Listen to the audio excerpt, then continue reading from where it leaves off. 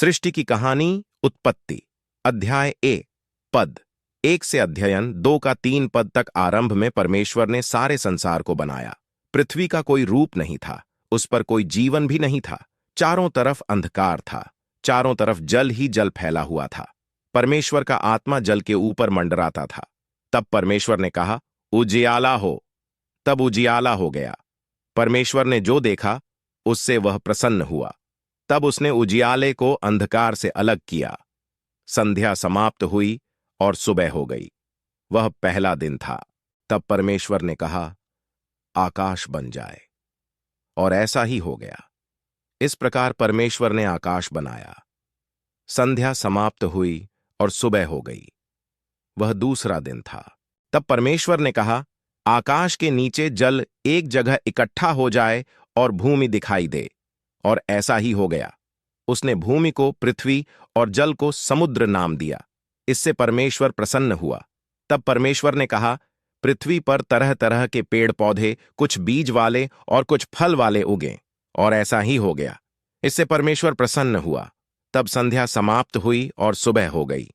वह तीसरा दिन था।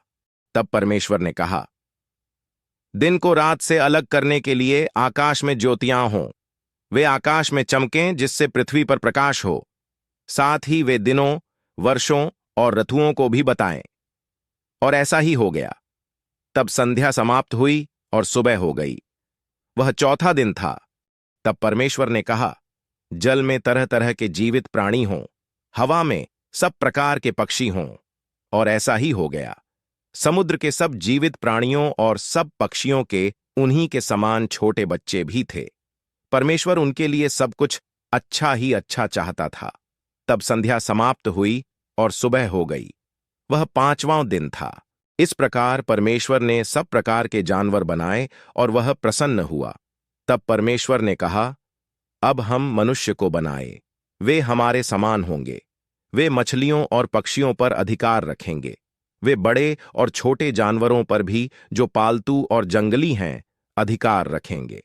इस प्रकार परमेश्वर ने अपनी समानता में मनुष्य को बनाया। उसने उन्हें पुरुष और स्त्री करके बनाया। उसने उन्हें आशीष दी और कहा, तुम्हारी बहुत संतान हो।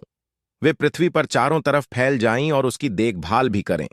मैं तुम्हें मछलियों पर, पक्षियों पर और सब जानवरों पर अधिकार देता हूं।